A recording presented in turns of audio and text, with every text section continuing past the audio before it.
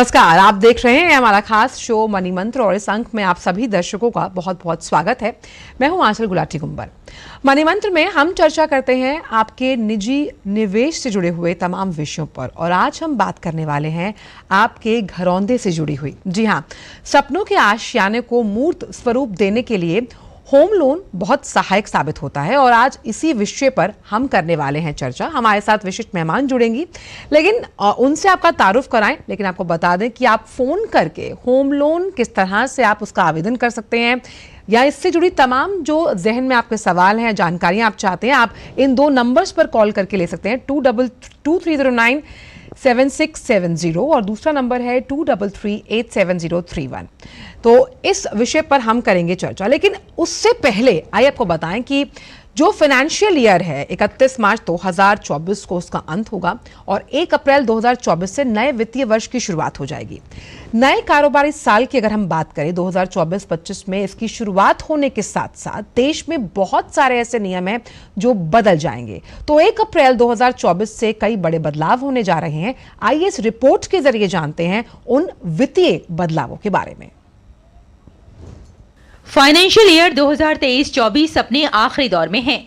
ऐसे नए वित्त वर्ष की शुरुआत के साथ ही कई ऐसे नियम हैं जो बदलने वाले हैं। ये आम लोगों की जेब पर सीधा असर डालेंगे। 31 मार्च से पहले फटाफट निपटा लें ये जरूरी काम। आइए जानते हैं अप्रैल 2024 से कौन से फाइनेंशियल नियमों में बदलाव हो रहे हैं। अप्रैल 2024 से फास्टैग से जुड़े नियमों में बदलाव हो रहा है। अगर आप 31 मार्च 2024 तक फास्टैग KYC को अपडेट नहीं करवाते हैं तो अगले महीने से आपको दिक्कत का सामना करना पड़ सकता है। बिना KYC वाले फास्टैग को बैंक डीएक्टिव कर देगा। इसका मतलब है कि अगर फास्टैग में बैलेंस है तब भी उसके जरिए भुगतान नहीं होगा। NHAI ने फास्टैग KYC को अनिवार्य कर दिया है। पैन को आधार से लिंक करने की डेडलाइन 31 मार्च 2024 है। अगर पैन को आधार कार्ड से लिंक नहीं किया गया तो पैन नंबर रद्द हो जाएगा, यानी कि पैन का इस्तेमाल दस्तावेज के तौर पर नहीं किया जाएगा। 1 अप्रैल के बाद पैन को आधार से लिंक करने के लिए यूजर को 1000 रुपए की पेनल्टी का भुगतान करना होगा। 1 अप्रैल 2024 से EPFO के नियमों में भी बदलाव होने वाला है। दरअसल कर्मचारी भविष्य निधि संगठन अगले महीने से नया नियम लागू करने वाले हैं। इस नियम के अनुसार अब नौकरी चेंज करने के बाद PF अकाउंट ऑटो मोड में ट्रांसफर हो जाएगा। इसका मतलब है कि अब अकाउंट ट्रांसफर करने के लिए यूजर को रिक्वेस्ट देने की जरूरत नहीं होगी। इस नियम के लागू होने के बाद यूजर की परेशानी एक हद तक कम हो जाएगी। SBI credit card. जिन यूजर्स के पास SBI क्रेडिट कार्ड है उनको बता दें कि 1 अप्रैल 2024 से क्रेडिट कार्ड के नियमों में बदलाव होने वाला है।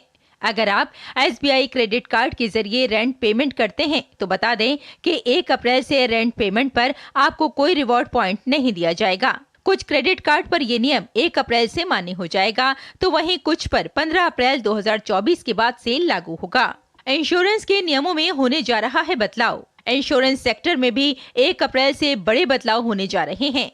IRDAI ने नियमों में बदलाव करते हुए सरेंडर वैल्यू के नियम को बदल दिया है। अब ग्राहक जितनी देर से पॉलिसी को सरेंडर करेंगे उन्हें उतनी ज्यादा सरेंडर वैल्यू मिलेगी। 3 साल के अंदर पॉलिसी सरेंडर करने पर आपको मूल्य से कम सरेंडर वैल्यू मिलेगी। वहीं 4 से 7 साल के अंदर पॉलिसी सरेंडर करने पर सरेंडर वैल्यू पर कुछ बढ़त हो सकती है। New tax regime. अगर टैक्स पेयर ने अभी तक टैक्स रेजिम का सिलेक्शन नहीं किया है तो उनके पास कुछ दिन का समय और बचा है। दरअसल 1 अप्रैल 2024 से नई कर व्यवस्था डिफॉल्ट टैक्स रेजिम बन जाएगी, यानी कि करदाता को ऑटोमेटिक तौर पर नई कर व्यवस्था के नियमों के अनुसार ही टैक्स का भुगतान करना होगा। तो जल्द ही निपटा लें ये काम। तो ये तमाम वित्तीय बदलाव हैं जो 1 अप्रैल 2024 से लागू हो जाएंगे। तो अगर आपके ये जो तमाम वित्तीय काम हैं आपने पेंडिंग लिस्ट में डाले हैं तो आप इन्हें समय के साथ पूरा कर लें। वापस रुक करते अपनी चर्चा की तरफ। बात कर रहे हैं हम होम लोन से जुड़ी हुई आज। तो आज के समय में खुद के घर के सपनों को पूरा करने के लिए होम लोन जो है वो काफ़ी मदद करता है। अगर आप भी खुद का घर बनाने या फिर कोई प्रॉपर्टी खरीदने का प्लान बना रहे हैं तो ग्राफिक्स के जरिए समझिए कि कुछ बातों का कैसे ध्यान रखें। अगर आप घर का डाउन पेमेंट करना चाहते हैं तो उसके लिए आपके पास पर्याप्त कैश हो। होम लोन लेने के लिए आपका जो क्रेडिट स्कोर है वो अच्छा होना चाहिए, यानी आपका सिबिल स्कोर अच्छा होना चाहिए ताकि बैंक आपको आसानी से लोन दे पाए। अगर आप होम लोन ले रहे हैं तो कोई पर्सनल लोन, ऑटो लोन आप पर ना हो, क्योंकि आप ये दो तरह की जो जिम्मेदारी है उसे निभाने में आपको मुश्किल आएगी, और बजट के अनुसार ही आप प्रॉपर्टी में निवेश करें, प्रॉपर्टी लें। साथ ही अगर आप बजट से ज्यादा प्रॉपर्टी लेते हैं, यानी महंगी प्रॉपर्टी लेते हैं, तो आपको परेशानी का सामना करना पड़ सकता है। तो प्रॉपर्टी खरीदते समय, यानी घर खरीदते समय, आप रिसर्च जरूर करें कि आखिरकार जहां आप घर खरीदना चाह रहे हैं क्या वो बिल्डर, उसका रजिस्ट्रेशन हो चुका है या नहीं, क्योंकि कई बार ऐसी दिक्कतों का सामना करना पड़ता है। हालांकि हमने बहुत संक्षेप में आपको बताया कि किन बातों का ध्यान रखना चाहिए, लेकिन इस पूरी चर्चा में हमारे साथ बेहद विशिष्ट मेहमान जुड़ी हुई हैं। हमारे साथ उषा गौतम जी जुड़ी हुई हैं, सीजीएम होम लोन एसबीआई। आपका बहुत बहुत स्वागत है उषा जी हमारे इस खास शो में। पहला सवाल मेरा यही है कि एक आशियाने को बनाने के लिए आपकी जो मेहनत की गाढ़ी कमाई है वो लगती है, होम लोन का आवेदन करने के लिए सबसे अहम जो 3 प्राथमिकताएं हैं वो होम लोन आवेदनकर्ता को किस तरह से अपने जहन में रखनी चाहिए? सबसे पहले धन्यवाद आंचल, मनी मंत्रा में मुझे आमंत्रित करने के लिए। जैसा कि आपने बताया, अभी कहा था कि घर खरीदना हर व्यक्ति का एक सपना होता है और ये एक बहुत बड़ा इन्वेस्टमेंट होता है। इसलिए हर व्यक्ति को घर खरीदने से पहले कुछ सावधानियां जरूर ध्यान में रखनी चाहिए। जैसा आपने बोला कि प्रॉपर्टी के बारे में पूरा सर्च होना चाहिए, आपको बिल्डर के बारे में पता होना चाहिए, आपको ये पता होना चाहिए कि प्रॉपर्टी रेरा में रजिस्टर्ड है कि नहीं। अगर आप बिल्डर से कोई लोन ले रहे हैं, बिल्डर से कोई फ्लैट खरीद रहे हैं, ये सब चीजें आपको प्रॉपर्टी के बारे में पूरी ड्यू डिलिजेंस करने के बाद ही कोई प्रॉपर्टी शॉर्टलिस्ट करनी चाहिए। फिर बात आती है होम लोन की। तो सबसे पहले आपको ये देखना जरूरी है कि आपकी आवश्यकता क्या है। क्या आप रेडी टू पोजीशन कोई फ्लैट खरीदना चाहते हैं, या फिर आप अंडर कंस्ट्रक्शन कोई फ्लैट देख रहे हैं, या फिर आपके पास ऑलरेडी कोई प्लॉट है जिस पर आप कंस्ट्रक्शन करना चाहते हैं, या फिर आपका ऐसा विचार है कि आप एक प्लॉट खरीदें और उसके ऊपर कंस्ट्रक्शन करें, जैसे कि हम बैंकिंग उसमें कॉम्बो लोन या कंपोजिट लोन बोलते हैं। तो इस तरीके के आपकी क्या रिक्वायरमेंट है, पहले आपको उसको जो है एक बार एसेस करना बहुत जरूरी है। एक बार आपकी आवश्यकता आपने एसेस कर ली कि मुझे फॉर एग्जांपल आपको प्रॉपर्टी खरीदना है, बिल्डर से डायरेक्ट खरीदना है, तो जब आपकी रिक्वायरमेंट आपको पता चल गई, तब दूसरा एक इम्पॉर्टेंट चीज होती है कि क्या कितने अमाउंट का। तो उसके लिए बहुत जरूरी है कि अगर आप लोन लेना चाहते हैं, अगर आपके पास down payment, complete down payment के लिए पूरा कैश नहीं है, मनी नहीं है, तो आप बैंक के होम लोन के लिए बैंक में अप्लाई कर सकते हैं। फिर उसके बाद बहुत इंपॉर्टेंट चीज है कि आपको कितना लोन मिल सकता है। तो आज की तारीख में लगभग सभी बैंकों की वेबसाइट पर आप जा करके अपनी लोन एलिजिबिलिटी चेक कर सकते हैं। आपको वहां पर लॉग इन करके आपको अपने कुछ बेसिक डिटेल्स वहां देने होते हैं, और उस बेसिक डिटेल्स के बेसिस पे आपका इनकम कितना है, कितना प्रॉपर्टी आप कहाँ पर आप प्रॉपर्टी, लोकेशन क्या है, और आपका एक्चुअली आप अगर सैलरीड है तो आपकी सैलरी, किस कंपनी में आप काम करते हैं, आपकी मंथली इनकम कितनी है, ये सारी इंफॉर्मेशन अगर आप उसमें दे देते हैं तो उसके बेसिस पर आपकी लोन एलिजिबिलिटी सिस्टम कैलकुलेट करके आपको बता देता है। सो नॉर्मली क्या होता है कि अगर आप किसी को एप्लीकेंट को इसमें शामिल करना चाहते हैं, अगर आप लोन अमाउंट बढ़ाना चाहते हैं, तो आप किसी को एप्लीकेंट को इसमें शामिल कर सकते हैं ताकि आपकी लोन एलिजिबिलिटी बढ़ जाए। एक बार आपको अपनी लोन एलिजिबिलिटी पता चल गई, उसके बाद उसी रेंज में आप अपना मकान ढूंढ सकते हैं। सो ये बहुत जरूरी है, अगर आप होम लोन लेना चाहते हैं तो अपनी लोन एलिजिबिलिटी को जरूर चेक। यानी पहले मकान खरीदने से पहले लोन एलिजिबिलिटी टेस्ट आपके लिए बहुत जरूरी है। उषा जी, एक सवाल ये भी बहुत हमसे कई दर्शक करते हैं कि जिन दरों पर लोन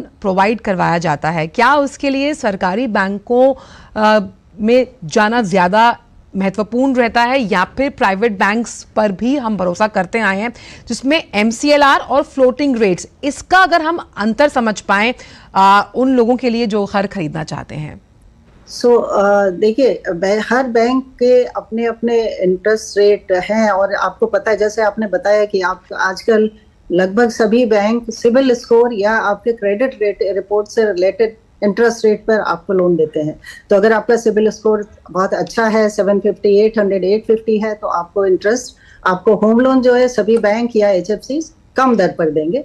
अगर आपका सिबिल स्कोर उतना अच्छा नहीं है तो आपको इंटरेस्ट रेट हायर चार्ज किया जाएगा बैंक के द्वारा। रही बात जहां तक फ्लोटिंग एंड फिक्स रेट की है, तो नॉर्मली क्या है कि फिक्स रेट हमेशा हायर रेट ऑफ इंटरेस्ट पे बैंक ऑफर करते हैं। फ्लोटिंग रेट जो है आपका रेपो रेट के साथ लिंक होता है। जैसे जैसे ब्याज दर घटती है, रेपो रेट घटता है, वैसे वैसे आपकी ब्याज दर भी घटती है और उसी हिसाब से अगर ये बढ़ता है तो बढ़ती है। तो आज की तारीख में सबसे पॉपुलर जो आपका होम लोन है वो फ्लोटिंग रेट ऑफ इंटरेस्ट। जी, साथ ही होम लोन में अगर हम जॉइंट में लोन लेते हैं, जॉइंट ओनर्स के साथ, इस पर किस तरह के विचार हैं उषा जी के, ये हम जानेंगे। लेकिन वक्त एक छोटे से ब्रेक का है हमारे इस खास शो मनी मंत्र में, और ब्रेक के उस पार आकर जानेंगे इस पूरे विषय पर और बहुत सी बातें होंगी। साल बरस और सदी नहीं, एक युग गुजर जाएगा, उम्र न पूछो वंडर की, जब फर्क नजर आएगा। वंडर सीमेंट, फर्क नजर आएगा। मार्केट पे तो बहुत सारे टैक्स सेविंग इन्वेस्टमेंट्स हैं, लेकिन मेरी नजर में एनपीएस से बढ़िया और कुछ नहीं। प्रेजेंटली जो मेरा बैंक अकाउंट है, उसी की नेट बैंकिंग ऐप के थ्रू मैंने अपना एनपीएस ओपन किया। अब एनपीएस के ऐप के थ्रू मेरी इन्वेस्टमेंट कितनी है, कितने रिटर्न्स मिल रहे हैं, बहुत इजीली ट्रैक हो जाता है। अब तो इसमें सिस्टमैटिक लमसम विड्रॉल का ऑप्शन भी आ गया है, व्हिच इज ग्रेट। अपने बेहतर कल को सुनिश्चित करने के लिए एनपीएस जरूरी है। यार लड्डू, हम यहाँ बैठे बैठे पैसे बना सकते हैं। Amazing day. What a match this has been. Cracking shot. What a way to finish the game. मैं तुम्हारे बिजनेस आइडिया का बड़ा फैन हूं। अब बिजनेस चाहे जो भी, एसबीआई का करंट अकाउंट तो चाहिए ना। एसबीआई करंट अकाउंट से सिंप्लीफाइड बिजनेस ट्रांजैक्शंस और ग्रेट कस्टमर सर्विस। एसबीआई, देश का फैन। साल बरस और सदी नहीं, एक युग गुजर जाएगा, उम्र न पूछो वंडर की, जब फर्क नजर आएगा। वंडर सीमेंट, फर्क नजर आएगा। ब्रेक के बाद मनी मंत्र में आप सभी का स्वागत है। आज का चर्चा का विषय है होम लोन, और इस पर हमारे साथ उषा गौतम जी जुड़ी हुई हैं, CGM home loan SBI. Usha जी, हम चर्चा कर रहे थे को बोरोवर्स को लेकर और किस तरह से जॉइंट लोन लिया जाता है, इस पर भी मैं चाहती हूँ कि आप थोड़ी रोशनी डालें। को बोरोवर की जो स्थिति है, क्रेडिट स्कोर अगर आपका अच्छा नहीं है तो आपको को बोरोवर की मदद लेनी पड़ती है। ये किस तरह से हम मान सकते हैं कि रामबाण साबित होता है उन लोगों के लिए जिनके पास क्रेडिट स्कोर की स्थिति अगर अच्छी नहीं है, या फिर किन्हीं वजहों से उन्हें को बोरोवर की मदद लेनी होती है? सो आपने बहुत अच्छा सवाल पूछा है। ये कोई जरूरी नहीं है कि अगर आपका क्रेडिट स्कोर अच्छा नहीं है तो ही आप को बोरोवर लें। अगर आपको अपनी ईएमआई कम रखनी है तो आप जो है को बोरोवर को उसमें ऐड करके, आपको को बोरोवर को ऐड करके, और अगर आपको अपना लोन अमाउंट बढ़ाना है तो को बोरोवर को आप इसमें ऐड कर सकते हैं। को बोरोवर जरूरी नहीं है कि वो प्रॉपर्टी का, जिसका नाम प्रॉपर्टी में वही को बोरोवर हो। आप किसी और को भी को बोरोवर और एज गारंटर ले सकते हैं और उसकी इनकम आपकी लोन एलिजिबिलिटी को बढ़ा देती है। तो जहां पर भी आपको अधिक लोन की आवश्यकता है, आप अवश्य को बोरोवर को उसमें शामिल करें, और ताकि आपकी लोन एलिजिबिलिटी ज्यादा बढ़ जाए। और को बोरोवर में अगर आपका कोई यंगर को बोरोवर है, जैसे आपकी एज ज्यादा है आपके, क्योंकि हम ज्यादातर bank, for example state bank भी आपको 70 साल की उम्र तक आपको अपने लोन को रिपे करना होता है। अगर आप 50 इयर्स की एज में लोन ले रहे हैं और आप एक को बोरोवर को उसमें ऐड कर रहे हैं जिसकी सफिशिएंट इनकम है और उसकी एज 30 है, तो क्योंकि आप 50 इयर्स के हैं तो आपको 20 इयर्स का ही लोन मिलेगा, जिसकी वजह से आपका ईएमआई बढ़ सकता है। लेकिन अगर आप किसी 30 ईयर आपके बेटे को बेटी को उसमें ऐड कर देते हैं और वो सफिशिएंट अर्निंग है उसकी, तो आपको लोन 30 इयर्स तक का मिल सकता है, जिसकी वजह से आपकी ईएमआई कम होगी और आपके पास ये जो मंथली जो आपको रिपेमेंट है उसका बर्डन आपके लिए कम हो जाएगा। जी, आजकल हमने देखा है कि उषा जी बहुत न्यूक्लियर फैमिलीज का चलन बहुत ज्यादा है, और ऐसे में जो वर्किंग कपल्स हैं उनका होता है, उनके दिमाग में होता है कि एक सुरक्षित निवेश का विकल्प तो है ही, और साथ ही साथ घर पर आपकी घर की छत अगर आपके सर पर है तो क्या बात है। ऐसे में क्या सिंगल ओनरशिप के थ्रू लोन लेना या फिर जब हम जॉइंट ओनरशिप के साथ लोन लेते हैं वो फायदेमंद साबित होता है? तो जैसा कि अगर आप जॉइंट ओनरशिप में लोन लेते हैं, पहली चीज तो अगर आप जॉइंट में ओनरशिप में लेते हैं, जैसे आपने बोला न्यूक्लियर फैमिली है, तो गवर्नमेंट भी इस चीज को प्रमोट करती है कि आप जॉइंट लोन लें, और फीमेल अगर आपके पास में फीमेल आपके साथ में फीमेल को बोरोवर है तो स्टैम्प ड्यूटी वगैरह में भी आपको रिबेट मिलता है स्टेट गवर्नमेंट की तरफ से। अदर देन दैट हमारे पास अगर कोई फीमेल बोरोवर, स्टेट बैंक की अगर मैं बात करूं तो फीमेल बोरोवर अगर हमारे होम लोन में है तो हम उसको बेटर इंटरेस्ट रेट कोट करते हैं, हमें 0.05 लेसर इंटरेस्ट रेट चार्ज करते हैं। और बहुत से बैंकों की ऐसी और स्कीम है जिसमें कि फीमेल बोरोवर्स को कम रेट ऑफ इंटरेस्ट चार्ज किया जाता है। तो दो ज्वाइंट होने से एक तो ये फायदा होगा आपको कि आपका रेट ऑफ इंटरेस्ट कम होगा, दूसरा आपको जो टैक्स रिबेट होती है, आपको टैक्स रिबेट जो मिलती है वो दोनों के दोनों को एप्लीकेंट को 80cc में और 24B में दोनों में ही आपको टैक्स रिबेट दोनों ही एप्लीकेंट को मिलेगी। एक अच्छा फायदा ये भी है, फिर झगड़ा भी नहीं होगा आपस में। जी बिल्कुल। साथ ही उषा जी ये भी समझने की कोशिश करूंगी आपसे कि हमने कई ऐसे मामले भी देखे हैं जिसमें जिन्होंने लोन लिया है घर का, उसमें लोन लेने के बाद जो प्रॉपर्टी है उसका भी इंश्योरेंस निकाला जाता है, जिसमें कि अगर खुदा ना खास्ता जिसने लोन लिया है उसकी मृत्यु हो जाती है तो वो पूरा लोन माफ किन कारकों या किन स्थितियों में किया जाता है, इस पर थोड़ी रोशनी डालिए। हाँ, तो देखिए एक बहुत लोन, कोई भी लोन लिया है उसको सिक्योर करना बहुत जरूरी होता है, और ये हमेशा एडवाइजेबल है कि जब भी आप कोई लोन लेते हैं तो उस लोन को आप सिक्योर करें इंश्योरेंस के थ्रू। आप इंश्योरेंस कहीं से भी ले सकते हैं और ये हमेशा एडवाइजेबल है। जो जैसे आपने बोला प्रॉपर्टी को इंश्योर नहीं करते हैं हम लाइफ को इंश्योर करते हैं, एप्लीकेंट या बोरोवर की लाइफ को। तो बहुत सारी पॉलिसीज हैं इसमें, और बहुत सारे बैंक जो है इस प्रीमियम को पे करने के लिए भी फंडिंग करते हैं, लोन देते हैं। जैसे SBI में भी हम अगर कोई इंश्योरेंस करना चाहता है तो उसको फंडिंग के लिए हम अगर वो किसी एक पर्टिकुलर से अगर आप लेते हैं लोन को तो हम उसको फंड करते हैं। ऐसे बहुत से बैंक हैं जो कि इंश्योरेंस पॉलिसी परचेज करने के लिए भी फंडिंग करते हैं। और साथ ही कई ऑप्शंस हमने इसमें देखे हैं कि आपने एक अगर लंबी अवधि के लिए लोन लिया है तो क्या फायदेमंद रहता है कि आप जो आपका कंपाउंड अमाउंट है उसको एक ही गो में बाद में दे पाएं, या फिर आप अपने साल जो हैं, जो आपके ब्याज दर के साल हैं वो कम कराएं, ज्यादा फायदेमंद क्या रहता है? देखिए क्योंकि आप लंबी अवधि का अगर आप लोन ले रहे हैं तो एक तो इसका एक फायदा ये होता है कि आपका EMI कम होता है, और क्योंकि होम लोन ऐसा लोन है जिसमें रिजर्व बैंक ऑफ इंडिया ने कोई प्रीपेमेंट पेनल्टी नहीं लगाई है, तो आप कभी भी जब भी आपके पास सरप्लस कैश हो तो आप उसको होम लोन अकाउंट में डाल सकते हैं, बंद कर सकते हैं। तो मेरी एडवाइस ये रहेगी कि आप थोड़ा सा टेन्योर लंबा रखें, और जब भी आपके पास सरप्लस कैश हो आप उसमें जमा करें, और जितना आप जमा करेंगे उस हिसाब से इंटरेस्ट कंपोनेंट आपका जो है कम होता चला जाएगा। अच्छा, कई बार बैंक से भी कहते हैं कि भाई आपने अगर थोड़ा थोड़ा कॉर्पस अमाउंट उसमें जमा किया है तो आप अपने इंटरेस्ट रेट को कम करवा लीजिए या फिर साल कम करवाइए। ये जो दो धारी तलवार है इसका फैसला कैसे करेगा जिसके पास घर है?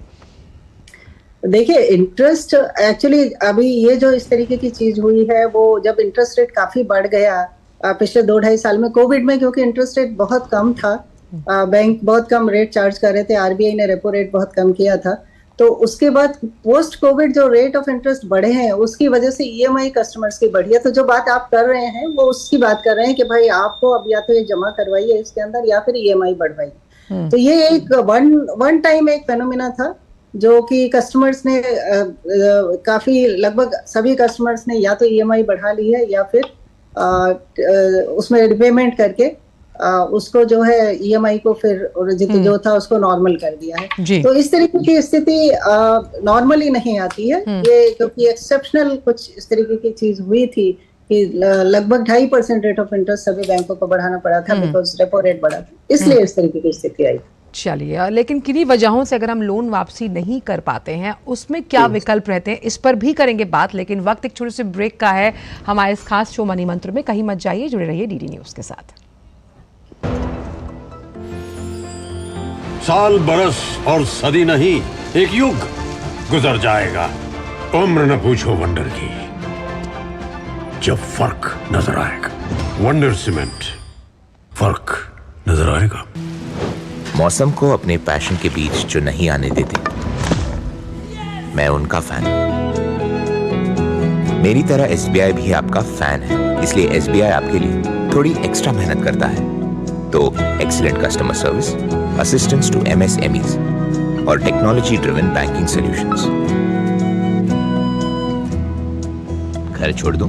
SBI बदल रहा है क्योंकि हम एक बदलते देश के फैन हैं। SBI, देश का फैन। कोविड ने हम लोगों को work from home and flexibility दोनों सिखा दी। Handling my job responsibilities and अपना घर। एनपीएस भी इसी तरह फ्लेक्सिबल है। इन्वेस्टमेंट ऐप के थ्रू अपना अकाउंट इजीली ओपन किया और अब उसी ऐप के थ्रू अपना अकाउंट फुल्ली ऑपरेट कर रहा। कोई रिस्ट्रिक्शन नहीं है, किसी भी समय लॉगिन कर सकता हूँ और अपने इन्वेस्टमेंट की अमाउंट चेंज भी कर सकता हूँ। जितना पॉसिबल होता है उतना अपने इनकम से बचाता हूँ और अपने एनपीएस अकाउंट में इन्वेस्ट करता हूँ। अपने बेहतर कल को सुनिश्चित करने के लिए एनपीएस जरूरी है।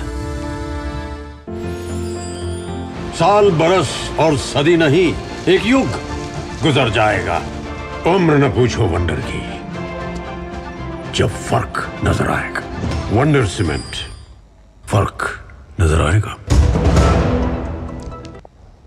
ब्रेक के बाद हमारे खास शो मनी मंत्र में आप सभी का स्वागत है, जहां हम होम लोन पर विस्तार से चर्चा कर रहे हैं। हमारे साथ बेहद खास मेहमान उषा गौतम जी जुड़ी हुई हैं, CGM home loan SBI। Usha जी, अगर किसी वजह से जो होम लोन हमने अप्लाई किया है हम उसको रीपे कर पाते, ऐसे में बैंक के पास क्या विकल्प रह जाता है और आवेदनकर्ता जिसने लोन ले लिया है वो क्या कर सकता है? देखिए, अगर आपने लोन लिया है तो अगर आप उसको डिफॉल्ट कर रहे हैं, समय पर उसको पे नहीं कर पा रहे हैं, तो उसका एक बहुत बड़ा इम्पैक्ट आप पे सिविल स्कोर पे या क्रेडिट स्कोर पे पड़ता है और आपका क्रेडिट स्कोर खराब होता है। इन फ्यूचर में जब कभी आप किसी तरीके का लोन लेने जाते हैं तो आपको काफी दिक्कत आ सकती है उसमें। तो जब भी आप कोई होम लोन लेते हैं तो आपको उसको टाइमली रिपे करना है। इसीलिए बहुत जरूरी है कि आप अपने बजट के अनुसार प्रॉपर्टी लें। अगर आपका बजट परमिट करता है तभी आप उतना लोन लें और उसी हिसाब से उसको चुकाएं। अगर आप उस लोन को नहीं चुका पाते हैं तो बैंक के पास बहुत सारे रिकॉर्ड्स होते हैं जिसमें कि आपकी प्रॉपर्टी का ऑक्शन से लेकर के उसको बेचा जा सकता है। तो इसलिए हमेशा एक चीज, उसको जब एनपीए की स्थिति में डाल दिया जाता है जिस प्रॉपर्टी को, उसके दाम कम हो जाते हैं, तो क्या अगर उस प्रॉपर्टी को कोई खरीदार खरीदना चाहता है तो वो कहीं ना कहीं डिस्प्यूटेड तो नहीं माना जाता? उषा जी, नहीं, बिल्कुल नहीं, क्योंकि बैंक ने उस प्रॉपर्टी पर ऑलरेडी लोन दिया हुआ है और बैंक अगर उस प्रॉपर्टी को ऑक्शन कर रहा है तो कोई भी उस प्रॉपर्टी को खरीद सकता है और उसी बैंक से, क्योंकि प्रॉपर्टी के पेपर्स उस बैंक के पास में है, टाइटल डीड क्लियर है, कि तभी बैंक ने उस पर लोन दिया है, तो वो उसी बैंक से या फिर किसी और बैंक से भी उस प्रॉपर्टी के ऊपर लोन ले सकता है। इसे डिस्प्यूटेड प्रॉपर्टी नहीं कहा। उषा जी, क्योंकि आप खुद महिला हैं और होम लोन SBI में कार्यरत हैं, ऐसे में आपने कितना ज्यादा उत्साह महिलाओं को जब घर की चाबी दी जाती है, जब लोन पास होता है, तो आपने उनके चेहरे पे देखी है? क्योंकि हमेशा ये कहा जाता है कि घर महिला से होता है। जी बिल्कुल, गृह लक्ष्मी तो महिला ही होती है घर की, सो घर की लक्ष्मी वही है।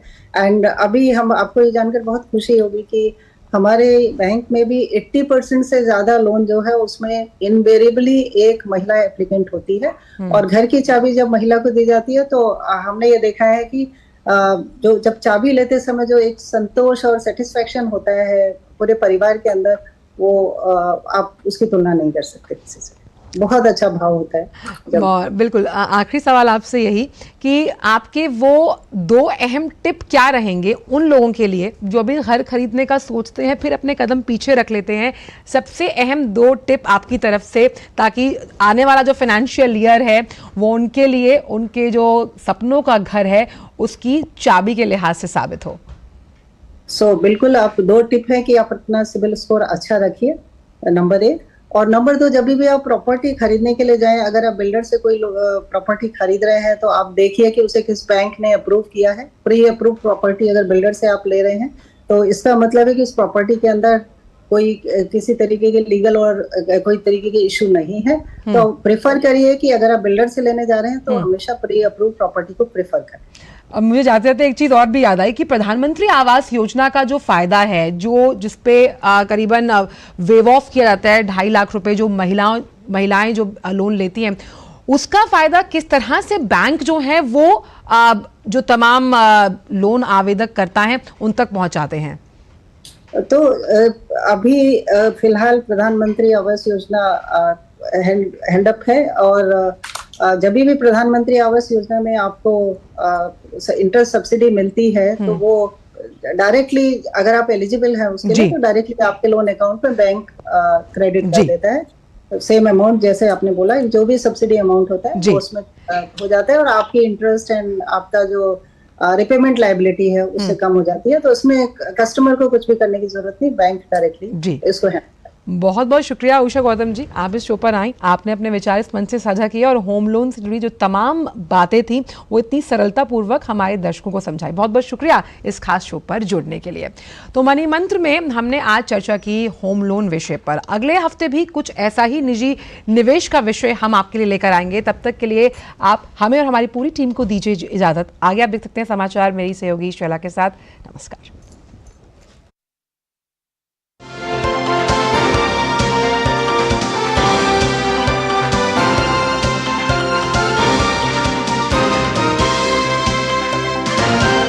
मनी मंत्र के प्रायोजक थे नेशनल पेंशन